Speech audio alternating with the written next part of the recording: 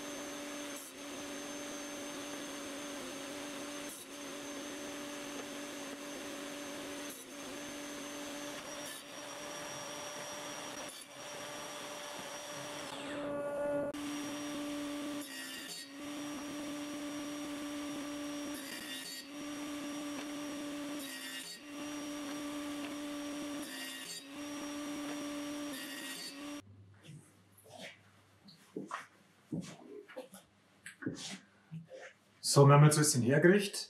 Das da ist die Sitzplatte für das Bankerl. Die haben wir, wie ihr gesehen habt, ganz normal abgerichtet, ausgehoben, zugeschnitten.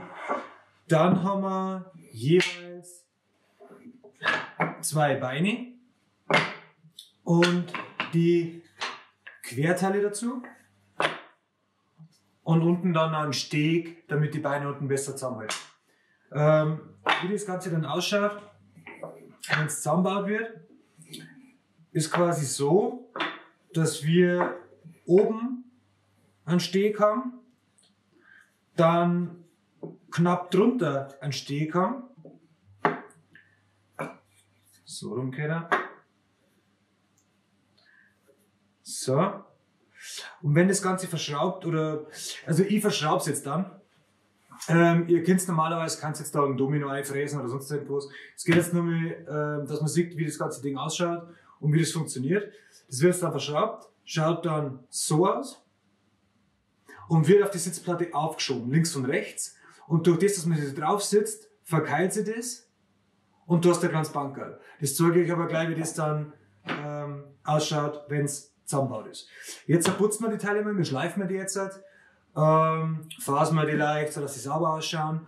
Verschrauben wir die ganzen Einzelteile und dann zeige ich euch, wie das Ding funktioniert. Bis jetzt haben wir quasi 2, 4, 6, 8, 9, 10 und 11, das müssen wir dann mit auseinanderschneiden.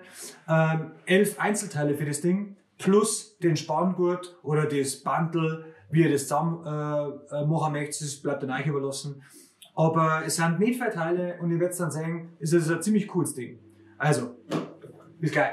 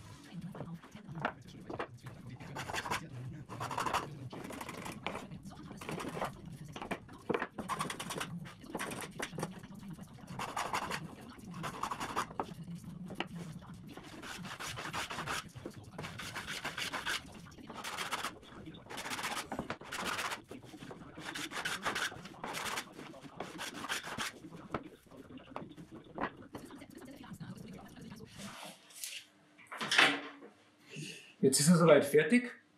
Ich zeige euch jetzt einmal, wie man quasi zerlegt und zusammenbaut, sodass man kompakt hat und wieder aufbaut. Und dann sind wir mit dem Projekt soweit durch. Ich hoffe, ihr habt es frei gehabt und wir sehen uns bald wieder. Also, erst nimmt man irgendeins von den 2 Beinen runter, kannst dann einhängen, genauso auf der anderen Seite. Dann mittelt man einfach nur die Sitzfläche aus und man hat dann schon so ein kompaktes Paket, wie man sieht.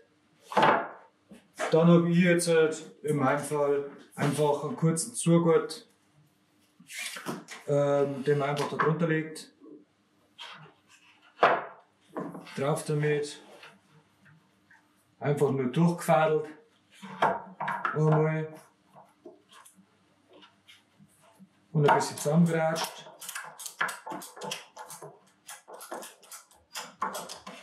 Das war's schon. Und schon hat man ein kompaktes Paket, das man überall mitnehmen kann.